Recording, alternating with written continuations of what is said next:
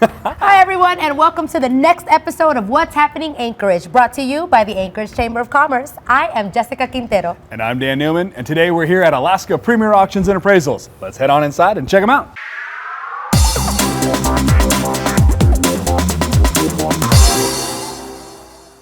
All right, here we go. Oh! Hey guys! Where have you been? We're supposed to shoot your episode. What's happening? This is a bit awkward. Sorry, we're running a little bit late, but we figured it would be only appropriate to do a kind of like a passing of the torch, or in this case, how about a passing of the gavel? Oh, well, thank you. There we go, right? Ready to go to work? Let's get to it. All right. I'll let you guys do that. Yes, sir. Bye. And now that we have this, I'm Cassie Robertson, and we're here at Alaska Premier Auctions and Appraisals. And I'm Sharon Patrick, and this is another episode of What's Happening in Anchorage. Let's go take a look. So, Dan, tell us a little bit about how you got started. So after a little over 12 and a half years of advertising media sales for a local broadcast station here in town, I got to the point where we started realizing that I was never going to own the TV station. So we had to go out and figure out something that I could do where I could become the entrepreneur that I always felt that I was. And the idea of being an auctioneer got instilled into my head, and so I went and got certified as an auctioneer at the Missouri Auction School, joined the National Auctioneers Association, made some great connections, and figured out some really awesome innovative softwares that made the process of cataloging inventory, putting together online auctions. And I can say I have the app, and it is absolutely addicting, and I love the variety of things that are on there. I think we're also definitely going to want to hear you do a little bit of your auctioneer voice for Galas later. Yeah, but if you don't mind walking us through the process, we'd love to see your space. Absolutely. All right, let's take it. All right, let's go.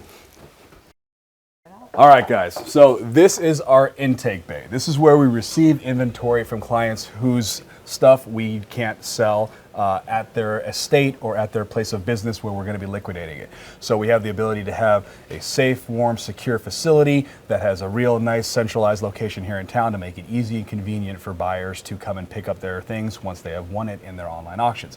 So forgive the mess, it's a little cluttery right now, but we have inventory from dozens and dozens of different people at this point. We know where everybody's stuff is, we keep it safe and secure, and we wait until we are ready to put it into an auction, and then we go through the catalog and sorting process that I'll show you next.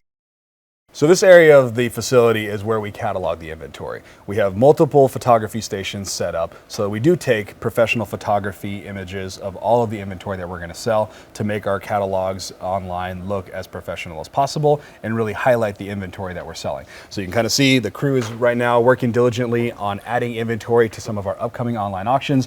We've got different professional light box kits. We've got larger stations for bigger inventory when it comes to furniture items that we're going to be selling, and we just want to make sure that we promote and highlight and really give these pieces of inventory that we're selling the best possible light in all aspects of the word possible to make sure that it looks appealing and brings top dollar as we're selling it for our client. With all the inventory that you have, with people bringing you certain things, what is the timing or the turnaround on most items? Otherwise, you're going to fill yourself out of a home here. You're right. No, absolutely. So while it may sound like a lot, 5,700 square feet in terms of a warehouse facility is actually quite small. So on average, we're churning and burning through inventory every couple of weeks. So we may have inventory in the intake bay for a week or so as we catalog it and inventory it. Then once it's cataloged and it goes into an online auction and the auction's been cleaned up and edited online, it'll be marketed roughly for a period of 2 weeks online across all of our different social media outlets. So Facebook, Instagram, Twitter, LinkedIn, YouTube, all that fun stuff.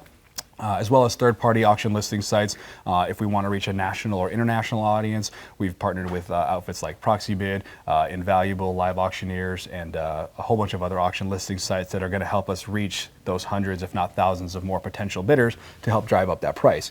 So while after that marketing period happens, roughly again over 2 weeks, then we once the auction closes, we allow a couple days for pickup, and then within that week we've collected all the payments, reconciled all the financial reports, and then we cut our sellers a check. So on the very, very quick end, a couple of weeks. On the high end, maybe about a month and a half. And so inventory is turning pretty quickly. Yeah, our goal and where we're striving to is to be closing an auction, or 2 auctions every week, every Sunday night and every Tuesday night. We're going to be closing an auction, and then the pickup days are the following 2 days after that, and then wash, rinse, repeat, and we start all over again the next week. Awesome. So, Dan, obviously you're very active in our community and especially with our nonprofits. Can you tell us a little bit about some of your giving back to our community? Absolutely. So I do try and be as involved as I can. This is our home, our community. I was born and raised here. I don't see myself or anyone that I'm involved with going anywhere anytime soon. So I do try and help out, specifically geared towards the nonprofit benefit charity fundraising aspect of the industry. So as a little bit of backstory, I went down to the National Auctioneers Association's conference and show and attended some additional course training work and got my benefit auctioneer specialist designation. So as far as I know, I'm the only certified benefit auctioneer specialist that is geared specifically towards helping nonprofits and schools do their charity fundraising events, helping them actually set revenue goals through the different avenues of the silent auction, the live auction, helping them with their run of show and their programming, attending committee meetings, not just being the talking head that shows up and then maybe doesn't come back or isn't quite as invested in the organization. I like to build a relationship that's going to last year over year and build that baseline that you can grow upon and actually set and achieve those revenue goals.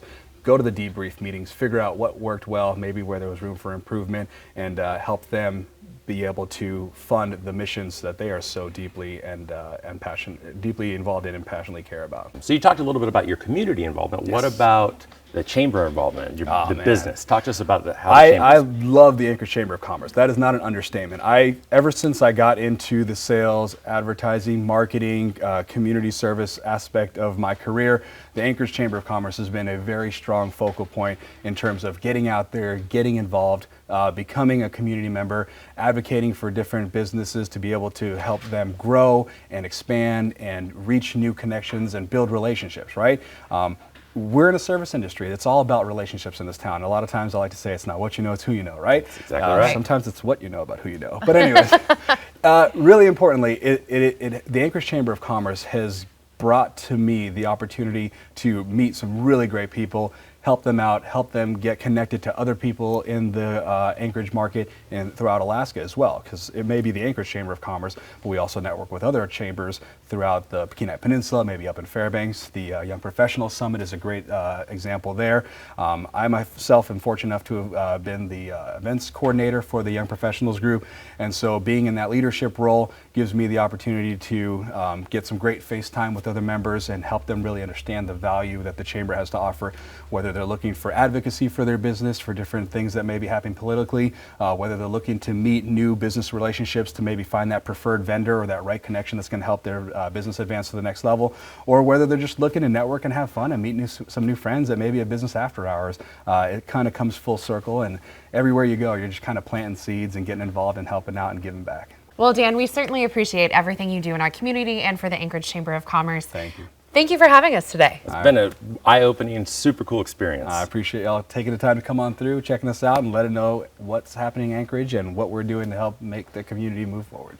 Well, that's a wrap with Alaska Premier Auctions and Appraisals. I'm Cassie Robertson. And I'm Sharon Patrick. Thank you for joining us for another episode of What's Happening in Anchorage. Jessica, you can't just take it off the rack. Come on.